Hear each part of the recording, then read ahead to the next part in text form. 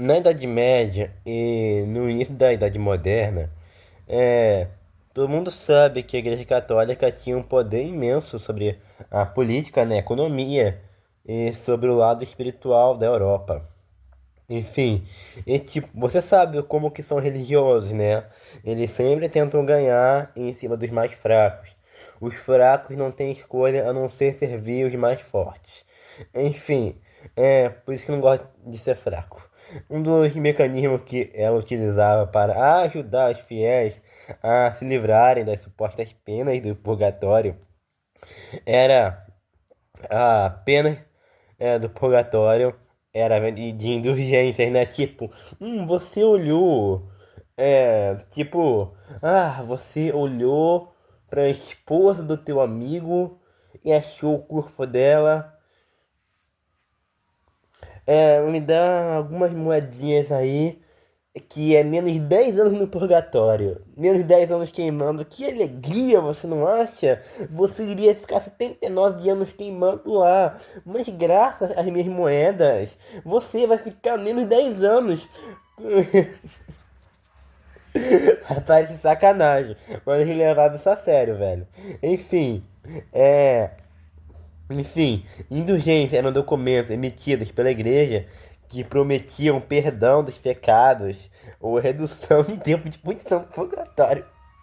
Nem no pós-vida o cara tinha paz, velho. Enfim, em troca de boas ações, orações, peregrinações, enfim, até dinheiro era aceito.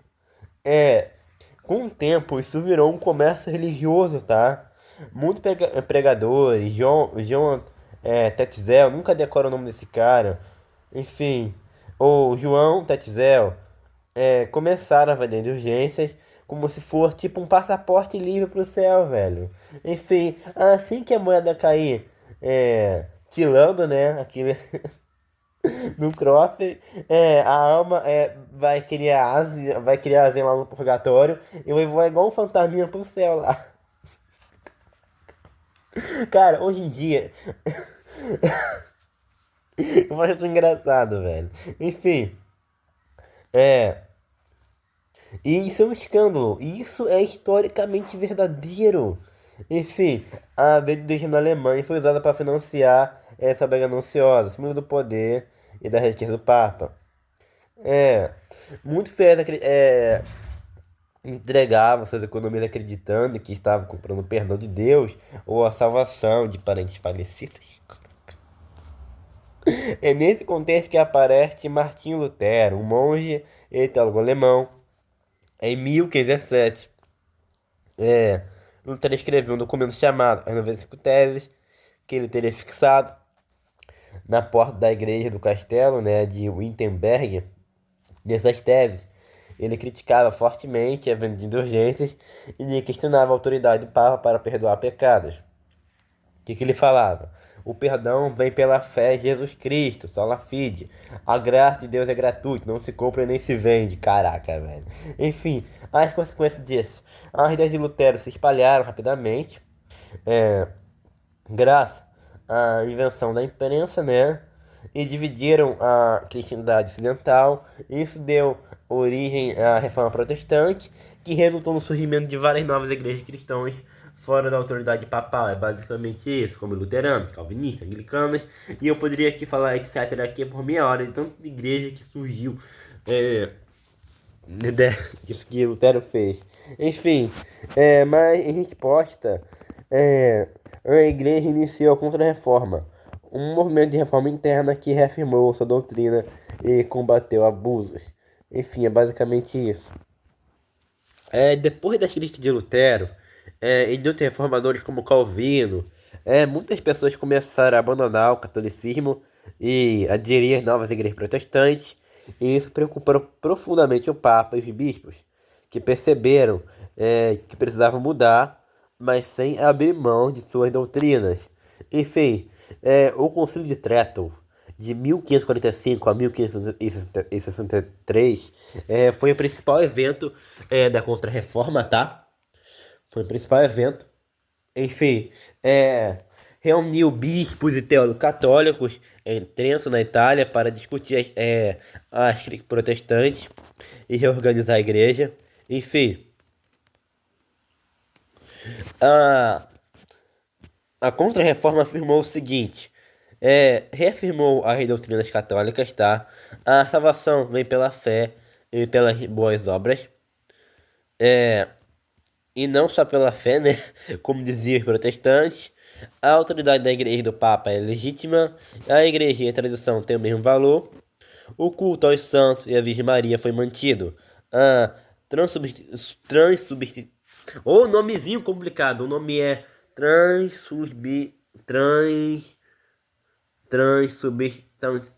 transubstanciação.